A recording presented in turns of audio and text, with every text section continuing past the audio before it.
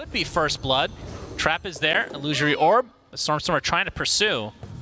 And even the Rocket Flare missing again. But look at this. It's scouting out Yuragi, who is getting nice, big, and juicy here. Kataomi gets off a pretty good Splinter's Blast, taking a couple creeps for himself and leeching some of the XP. But Saberlight is the one that draws first blood. So Taiga ends up dropping. I thought that was not going to happen considering the consistent Icarus diving he's been having there. Kataomi going to be ignored by Yuragi, who is trying to stack. He's trying to stack right in front of the support. That's so funny. Oh, BZM. Kind of in a terrible spot here. A nice job from Stormstormer, getting that nice angle on the creep. So that's going to be the first death for BZM. And Entity off to a 2-0 lead. Seb actually pops the sprint. We're going to see the coil with the egg being placed. It's going to be broken. Stormstormer just trying to limp away. The right clicks are doing quite a bit of damage. He's going to get dove on, but looks like he will survive. As now Fishman, with that Corrosive Haze, will likely be brought to an end, although he dodges out the crush, but it's not going to matter. It's going to be a 2-for-0 as the Visage and Clock die on the side of Entity. Good. Kataomi does have ult, though. Winter's Curse available.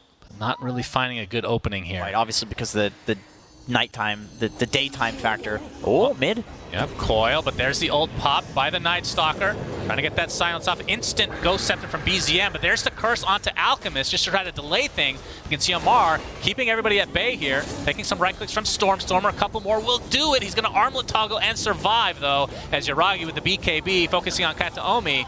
Gonna get these two supports relatively easy along with the Night Stalker, so 3-for-0 as OG looks to take this fight in spades. That's the Aegis down as well. He's dead twice. Absolutely. Toby's here though with his familiars. But if he's not careful, everybody's gonna go down on the side of the Entity. That's gonna be the 4th down. Toby left to his own devices and will likely get chased down. All this impetus damage is a double kill from BZM. And OG lose absolutely nothing, and that is against an Aegis. Ghost Scepter really paid off in that fight for BZM, and also the fact that Amar went for Armlet instead of going for the Mask of Madness build. Stormstormer couldn't kill him. I think he okay, well. Yeah, Taiga's dead, so gonna get a freebie. Get some revenge here, but still, just the supports going down in these like in-between fights, if you want to call it that. But yeah, I mean, I do feel like it's passing the point where TA can have this like monstrous snowball to deal with an Alchemist, especially if you're going to go down. Stormstormer's all alone, and the Corrosive Haze means that there's no shenanigans coming out of that meld. Oh, and Amar big pick off for OG as Yuragi just picking them apart all over the map. And then the Crippling Fear, but he's going to break the coil and just die to the Illusory Orb. And a little bit late on the Winter's Curse, and this is another punish from OG. 3 dead, and barely any damage done to OG's side. Concoction coming for Fishman. For Entity to take any fight. Yeah. I think there's good counters to TA, who might be have vision. Here.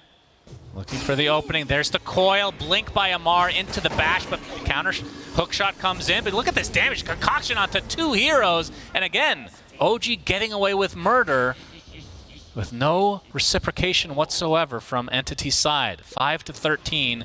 Again, that's yeah. I'm gonna try to force it out here.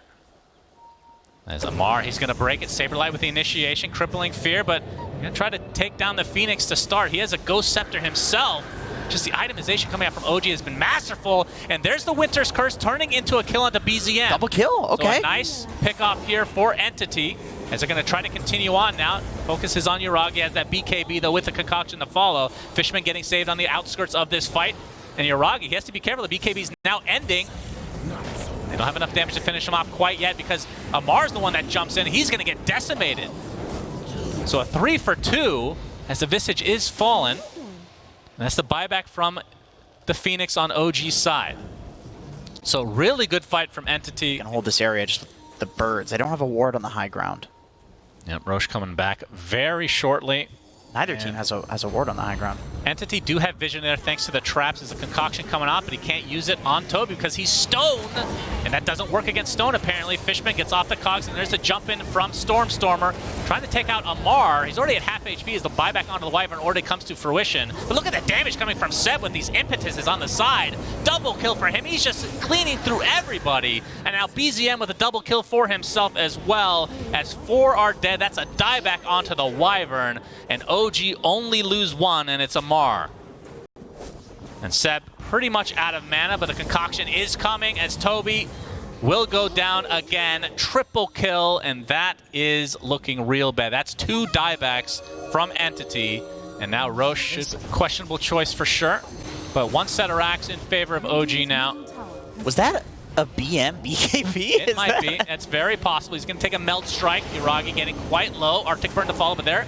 Getting healed up a bit, but the instant silence from Saberlight, who jumps in with a crippling fear, has the nullifier, as well, it looks like. So down goes the Phoenix along with the Aegis, and nice attempted save at Saberlight. He's going to take so much damage from Seb once he's able to actually click on him. Stormstormer with the BKB, trying to take out the Alchemist. He's going to get him. Dead. What BKB. Along with that Cold Embrace, as we have a buyback on the Alchemist, so it looks like OG want to try to finish this as Stormstormer will be dead with no buyback. So 3 done. And Seb is, I wonder how much damage he has done this game with these impetuses, because they are absolutely shredding Entity.